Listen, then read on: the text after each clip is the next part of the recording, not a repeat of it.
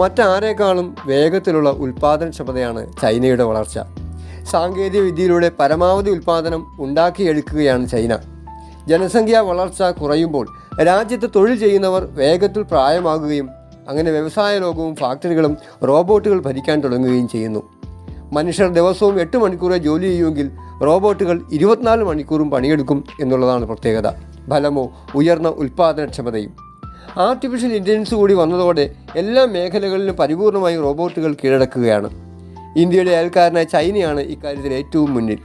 ചൈനയിലെ ഫാക്ടറികളിൽ 20 ലക്ഷത്തിലധികം റോബോട്ടുകൾ പ്രവർത്തിക്കുന്നതെന്നാണ് കണക്ക്.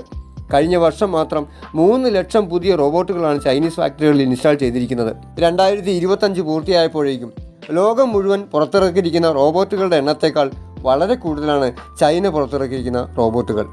അമേരിക്ക പോലും കഴിഞ്ഞ വർഷം 34,000 റോബോട്ടുകളെയാണ് നിർമ്മിച്ച് ഇൻസ്റ്റാൾ ചെയ്തത്. റോബോട്ടിക്സിലും നൂതന സാങ്കേതിക വിദ്യയിലും വലിയ നിക്ഷേപങ്ങൾക്കും വമ്പൻ പദ്ധതികൾക്കും ചൈനീസ് സർക്കാർ വലിയ പിന്തുണയാണ് നൽകുന്നത്.